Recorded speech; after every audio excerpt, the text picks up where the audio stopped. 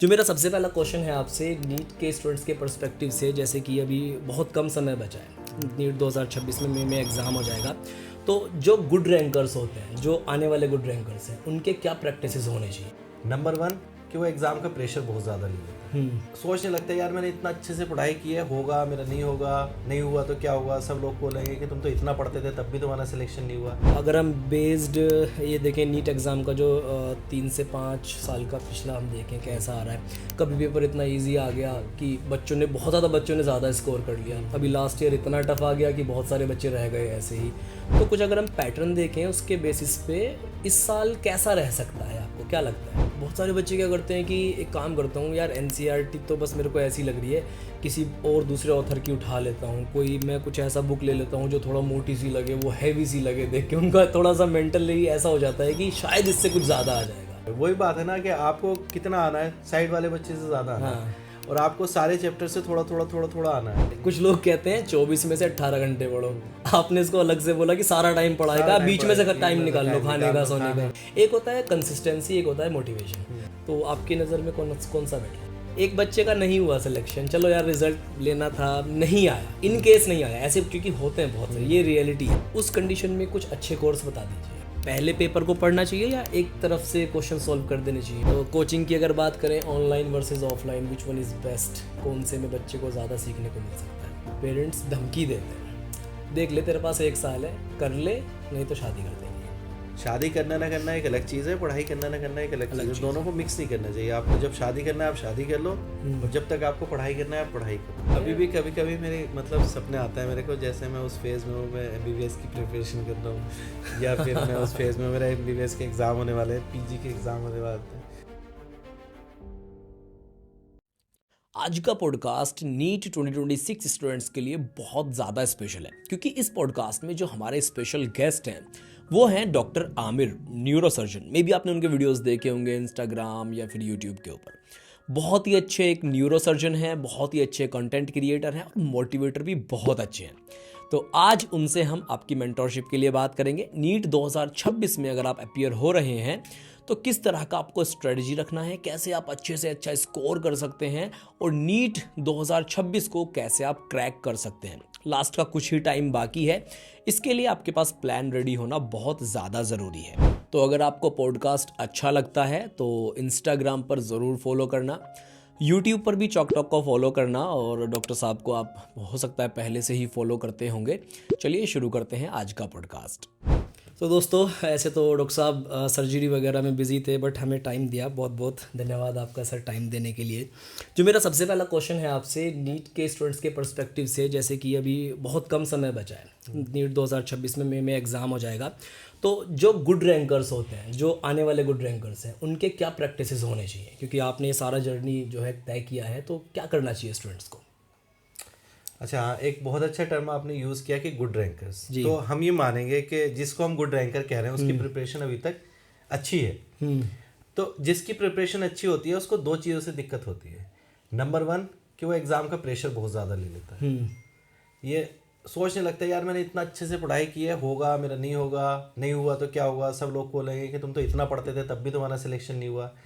तो वो अपनी एक दुनिया बना लेता है और उसी में अपने अंदर प्रेशर में पूरा अंदर धंसता चला जाता है, स्ट्रेस लेने लगता है। तो एक तो स्ट्रेस को अवॉइड करना है। दूसरी चीज़ होती है सिली मिस्टेक्स। मतलब सिली मिस्टेक बहुत ही, मेडिकल के स्टूडेंट तो जानते होंगे क्या होता है। ऐसी चीज़ जो आपको आती है और आप एग्जाम में गलत करके आ जाए। ये बहुत क्वेश्चन हमें सुनने के लिए मिलता है। हाँ। तो अच्छे जो स्टूडेंट होते हैं वो 2 ही वजहों से परेशान होता है, या तो एग्जाम का प्रेशर बहुत ज़्यादा ले लें या सिली मिस्टेक करें। तो देखो, एग्जाम का रिजल्ट तो किसी के हाथ में नहीं होता। आपको सिर्फ एक काम करना है, वो है अपनी मेहनत। जब आप रिजल्ट के बारे में ज़्यादा नहीं सोचोगे तो प्रेशर आपके ऊपर नहीं आएगा। दूसरी चीज़ है सिली मिस्टेक्स। तो सिली मिस्टेक्स को अवॉइड करने के लिए आपको क्वेश्चन बहुत ध्यान से पढ़ना है हमेशा। कई बार क्वेश्चन इस तरीके से आता है, ऑल आर ट्रू एक्सेप्ट।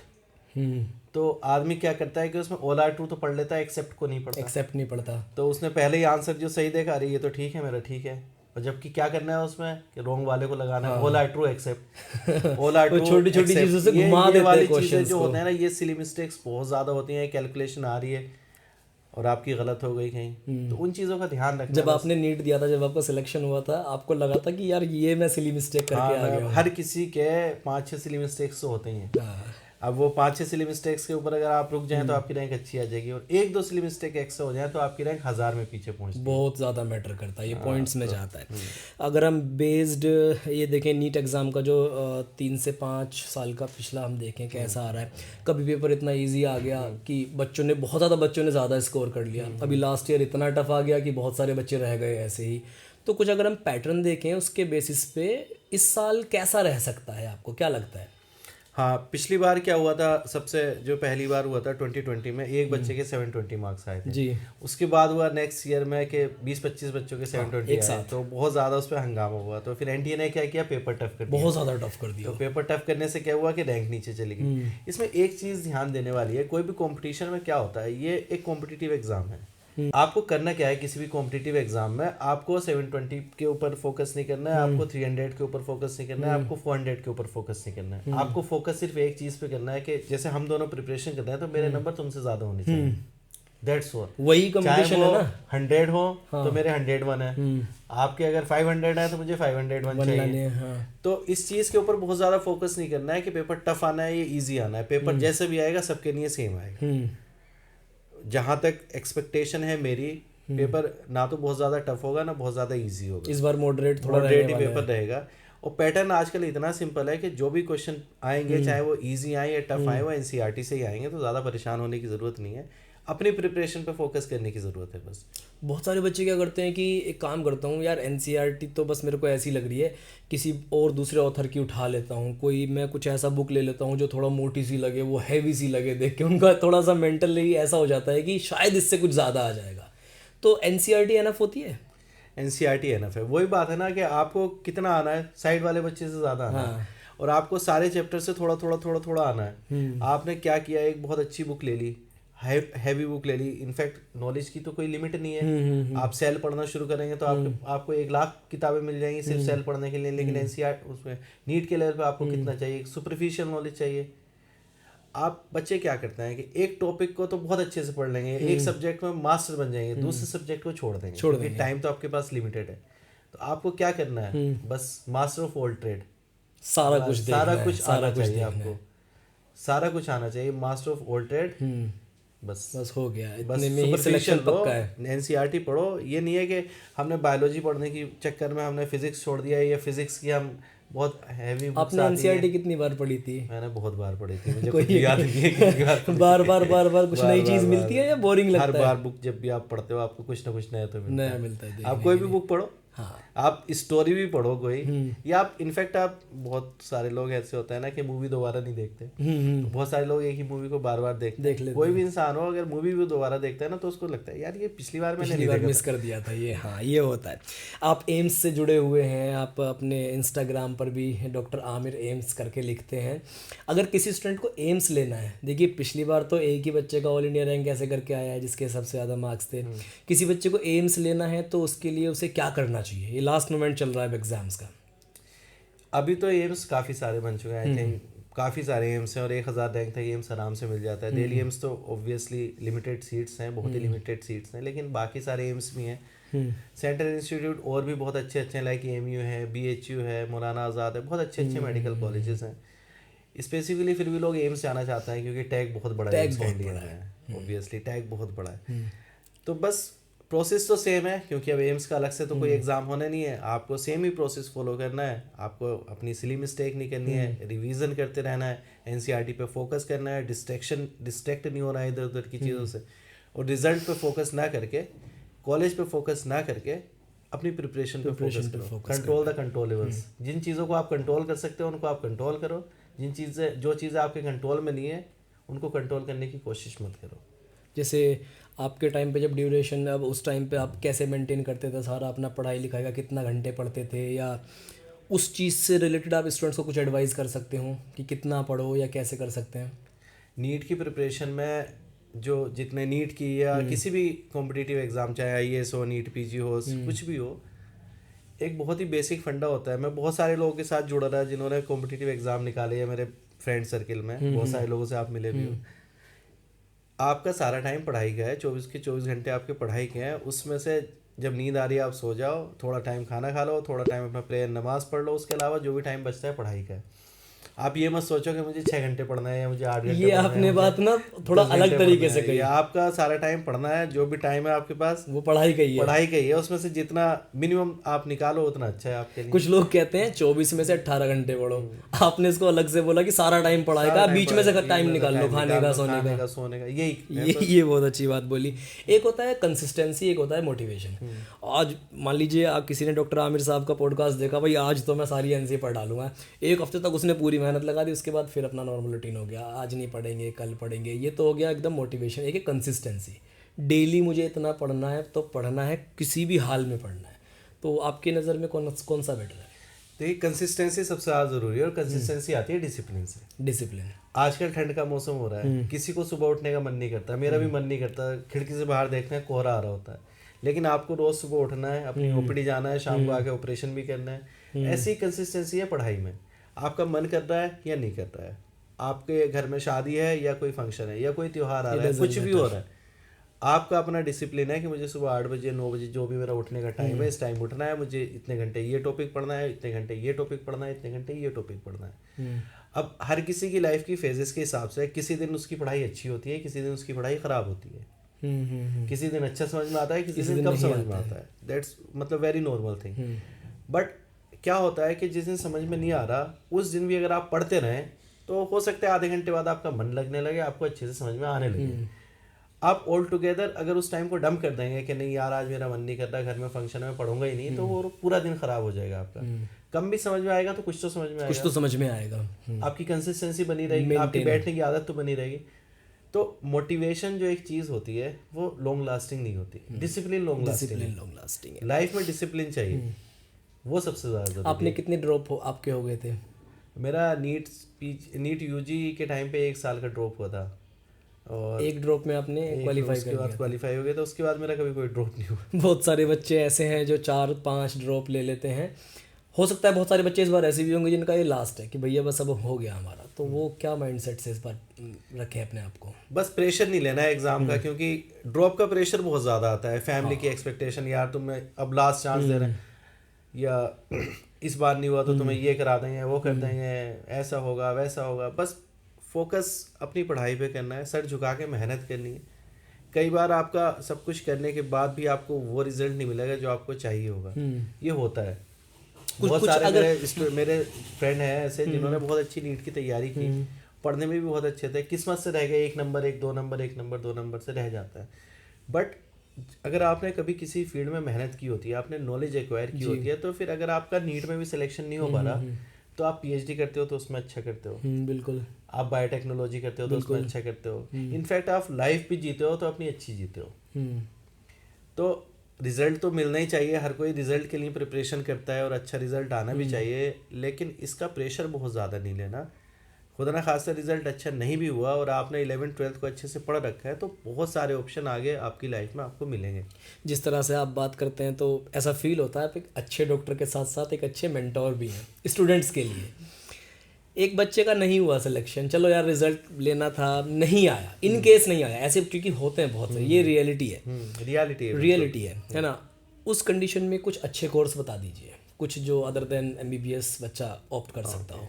एक तो जो एलाइड मेडिकल ब्रांचेस हैं, लाइक बीएचएमएस है, बीयूएमएस है, बीएएमएस है, इनमें आप जा सकते हो।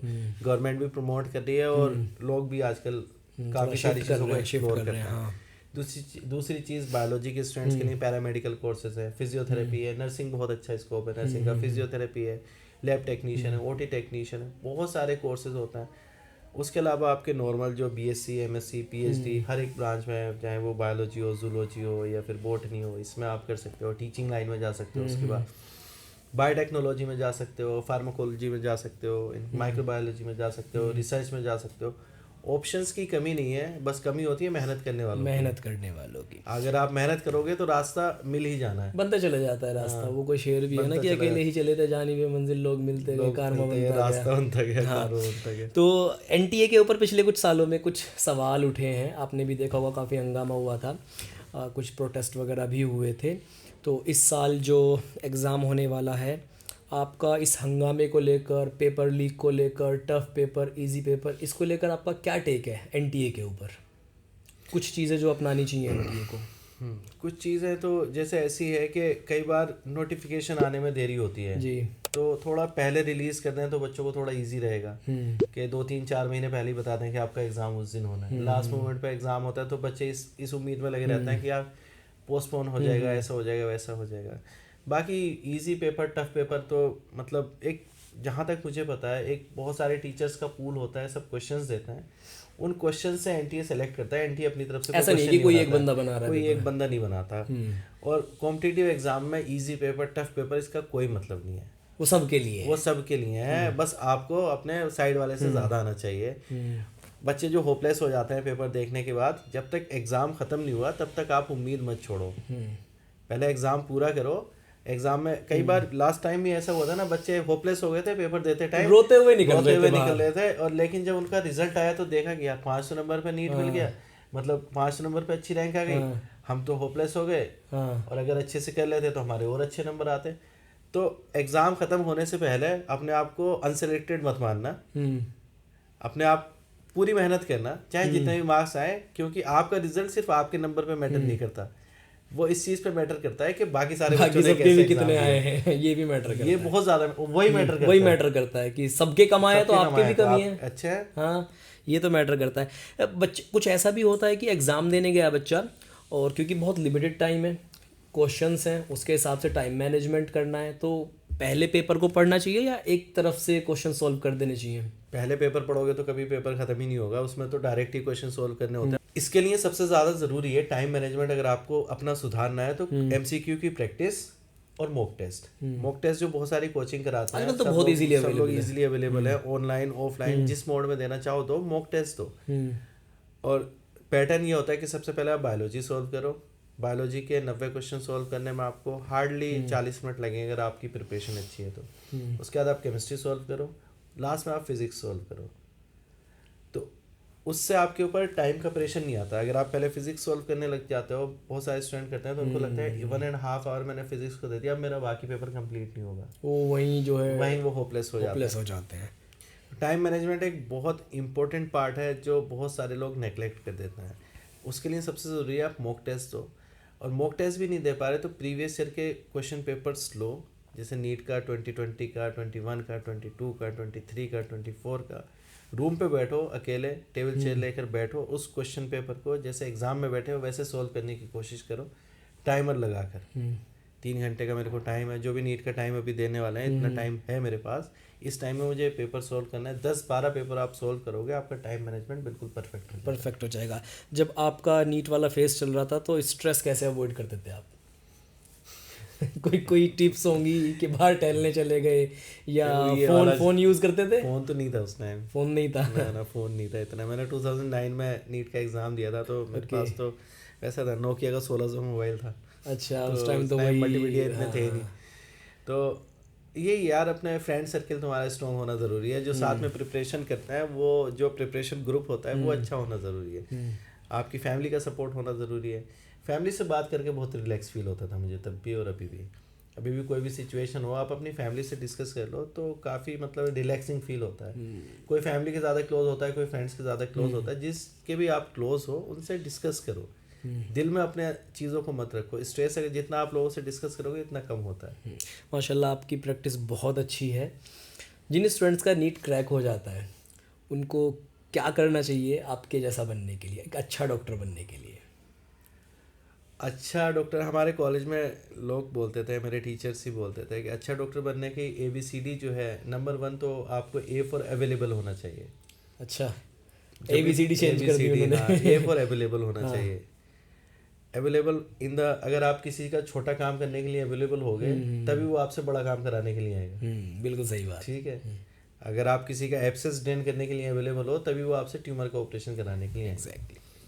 नंबर B पे जो नंबर 2 पे आता है बिहेवियर। आपका बिहेवियर पेशेंट के प्रति और अपने स्टाफ के प्रति बहुत अच्छा होना चाहिए, क्योंकि जब पेशेंट आपकी OPD में आता है तो वो नोटिस करता है कि आप अपने स्टाफ से कैसे बात करते हो, आप अपने जूनियर से कैसे बात करते हो, सबऑर्डिनेट से कैसे बात करते हो। कई बार ऐसा देखा होगा आपने, लोग मतलब अपने कस्टमर या अपने पेशेंट से तो बहुत अच्छे से बात करते हैं लेकिन स्टाफ के अगेंस्ट रूड होता है, तो लोग सोचते हैं यार इनका बिहेवियर अच्छा नहीं है। आप अपना बिहेवियर बहुत अच्छा, मोस्टली डॉक्टर का बिहेवियर बहुत अच्छा होता है, फिर भी और भी जितना कूल हो सकते हो इतना अच्छा है। नंबर 3 पे आपकी कम्युनिकेशन स्किल्स। आपको नॉलेज है, लेकिन उस नॉलेज को आपको पेशेंट को लोकल लैंग्वेज में, उसकी लैंग्वेज में समझाना है और बिना इरिटेट हुए समझाना है। 10 बार उसको समझ में नहीं आ रहा तो आपको 11 बार समझाना है। ये नहीं कि मैंने एक बार बता दिया तुमको समझ में क्यों नहीं आया, क्योंकि हम लोगों के लिए जो रोज़ का काम है उनके लिए कभी कभी का काम है। मतलब कहते हैं ना, मैं तो इन लोगों से कहते ही रहता हूँ कि जो मेरी लाइफ में यूजुअल डे है ना, वो किसी की जिंदगी का सबसे इम्पोर्टेंट दिन है। पहली बार वो आ रहा है, पहली बार मेरी लाइफ में यूजुअल डे है कि मैं रोज ऑपरेशन करता हूँ, रोज ट्यूमर का ऑपरेशन करता हूँ। और आदमी का रोज रोज ऑपरेशन थोड़ी होता है, वो तो उसकी जिंदगी का सबसे इम्पोर्टेंट दिन होता है। हमारा जो, तुम्हारा जो यूजुअल काम है किसी के लिए मतलब वंस ए वाइल वाला काम है। तो कम्युनिकेशन स्किल्स बहुत अच्छी होनी चाहिए। 4th पे डी पे वो डिग्री को कहते थे, डिग्री सबसे लास्ट में आती है। फिर डिग्री तो ऑब्वियसली अगर आप प्रैक्टिस करने आ रहे हो तो डिग्री तो आपके पास होगी, आप अवेलेबल हो, आपका बिहेवियर अच्छा हो और आपको कम्युनिकेशन स्किल्स अच्छी हो। कम्युनिकेशन स्किल्स का आजकल बहुत ज़्यादा रोल है।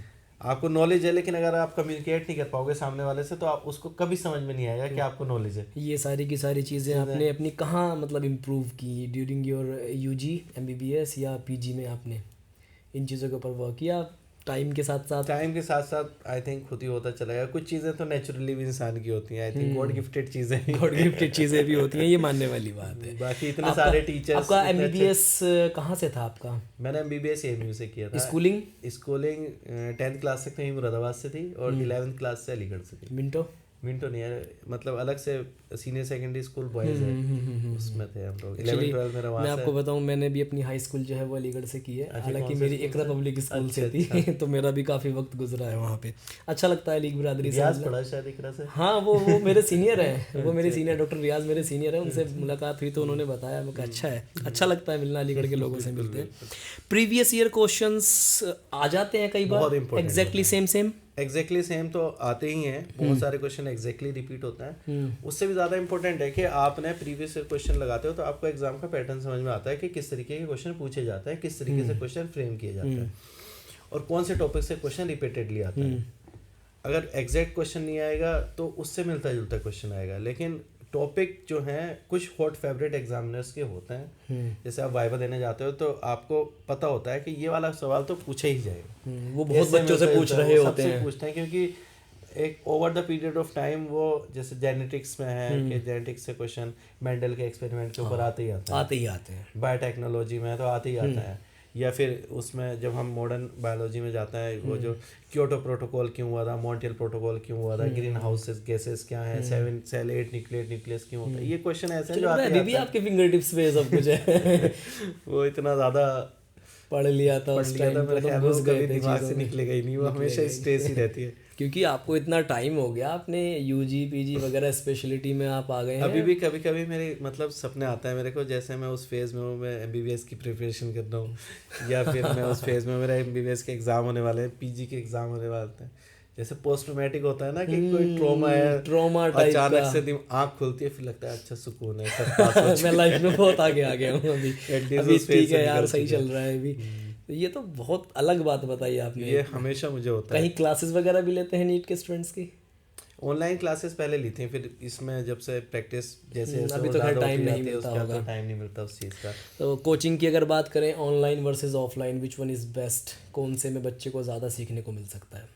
सीखना तो देखो बच्चे के अपने ऊपर है, लेकिन एक चीज़ है, हम 16-17 साल के बच्चे से ज़्यादा डिसिप्लिन की उम्मीद नहीं कर सकते।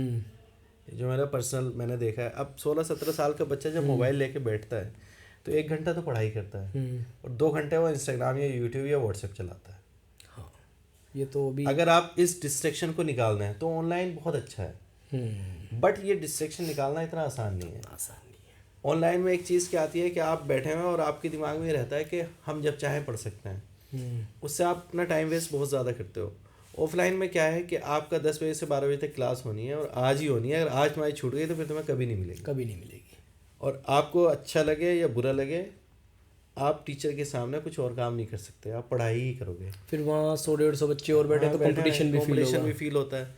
अकेले में क्या होता है, जैसे आदमी का मन उबा वैसे ही उसने साइड में रख दिया अपना फ़ोन, या नोटिफिकेशन आ गया, या नोटिफिकेशन आ गया, व्हाट्सएप पे मैसेज आ गया, महिला मित्र, डिस्ट्रैक्शन तो है ऑब्वियसली। तो ये बड़ा मतलब अगर आप अपने आप को बहुत ज़्यादा कंट्रोल कर सकते हो, और कंट्रोल करना बड़ा मुश्किल होता है फ़ोन पे। हम लोग खुद भी अगर फ़ोन चलाने लगे तो कहाँ से कहाँ पहुँचते हैं 20 मिनट तो ऐसे निकल जाती है रील्स में, पता ही नहीं नहीं चलता रील्स में। तो इस डिस्ट्रैक्शन को अगर आप रोक सकते हो तो ऑनलाइन अच्छा है। मुझे तो लगता है कि ऑनलाइन से आपको सपोर्ट लेना चाहिए बैकअप के तौर पे। अगर कोई टॉपिक समझ में नहीं आया तो वो ऑनलाइन से देख लिया, बाकी तो आपको ऑफलाइन ही पढ़ना चाहिए। और ऑफलाइन भी ना पढ़े तो ग्रुप स्टडी करें और कंप्यूटर पे या स्क्रीन पे अपना चला लें लेक्चर, और सारे लोग वैसे ही बैठ के उसको लेक्चर को सुने जैसे क्लास में। सिंगल बंदे का ऑनलाइन कोचिंग में टिके रहना मोटिवेटेड 1-1.5 घंटा 2 घंटा 4-4 5-5 घंटे बड़ा मुश्किल हो जाता है। तो लास्ट मोमेंट पे भी एनसीईआरटी चलेगी या कोई दूसरी? लास्ट मोमेंट पे तो सबसे ज़्यादा क्वेश्चन सॉल्व करने की कोशिश करनी चाहिए। मैं देखो जो आपके प्रिपरेशन का टाइम है उसमें अगर आप डिवाइड करो टाइम को, तो आधे टाइम थ्योरी पढ़ो, आधे टाइम क्वेश्चन सॉल्व करो। लास्ट मोमेंट के लिए आपको थ्योरी से ज़्यादा क्वेश्चंस को फोकस दें, क्वेश्चंस में प्रीवियस ईयर क्वेश्चंस को फोकस दें, और साथ में मॉक टेस्ट को फोकस करें, ताकि आप अपने आप को उस एग्जाम के लिए एग्जैक्टली प्रिपेयर कर सको। क्योंकि मॉक टेस्ट तो एग्जैक्टली वही चीज़ हो गई ना, ऐसे जैसा आएगा वही पैटर्न, वही पैटर्न हो गया आपके पास। तो आपको लास्ट मोमेंट पे अपने नंबर बढ़ाने की कोशिश ज़्यादा नहीं करना है, आपको लास्ट मोमेंट पे कोशिश करना है कि जितना आपने पढ़ रखा है उसको कंसोलिडेट कर लो, ताकि उसको एग्जाम में रिप्रोड्यूस कर पाओ, ताकि वहाँ से प्रोडक्टिविटी निकल के आ सके। तो एक क्वेश्चन ऐसा है, शायद थोड़ा सा अलग हो जाएगा, गर्ल्स से रिलेटेड है।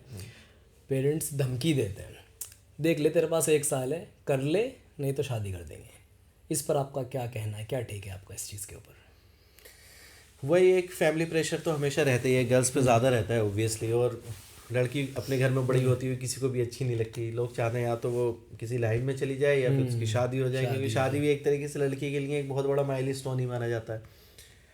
बट अब हमको इस चीज़ को थोड़ा सा बदलना चाहिए। शादी करना ना करना एक अलग चीज़ है, पढ़ाई करना ना करना एक अलग चीज़ है। दोनों को मिक्स नहीं करना चाहिए। आपको जब शादी करना है आप शादी कर लो, और जब तक आपको पढ़ाई करना है आप पढ़ाई करो।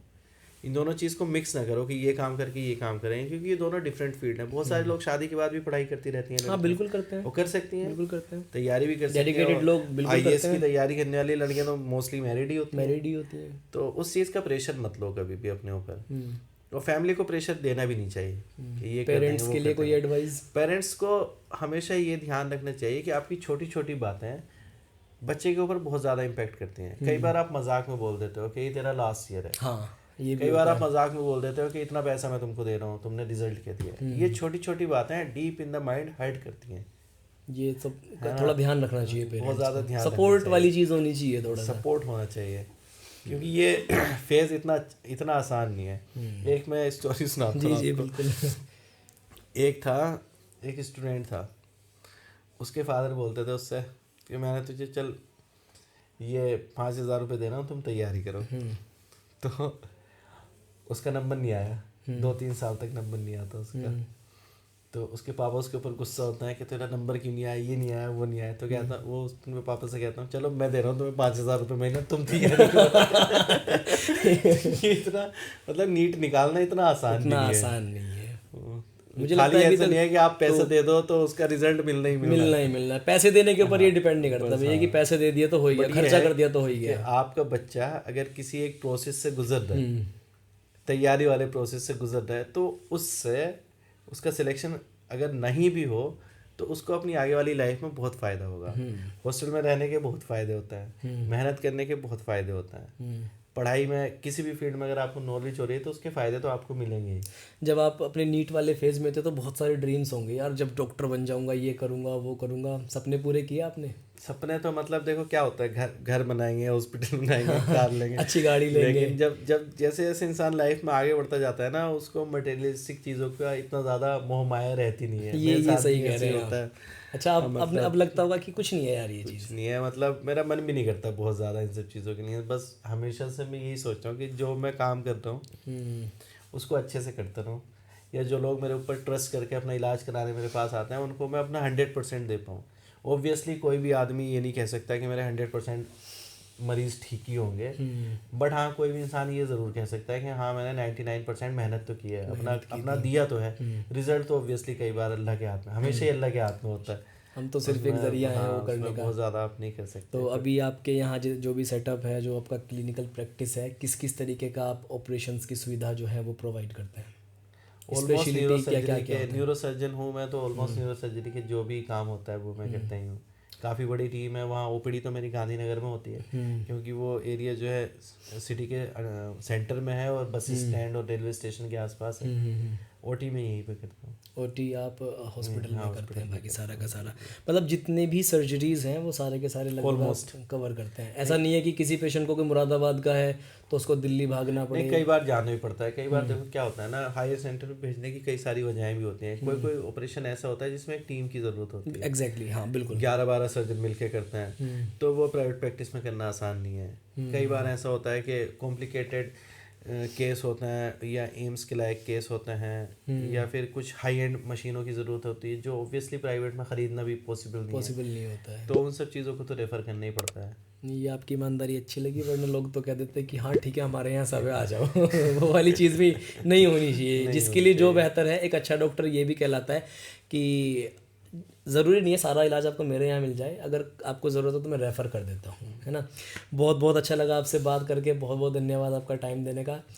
ज़रूरत पड़ी दोबारा कभी कनेक्ट करेंगे स्टूडेंट्स के हित के लिए। Thank you so much. Okay, thank you.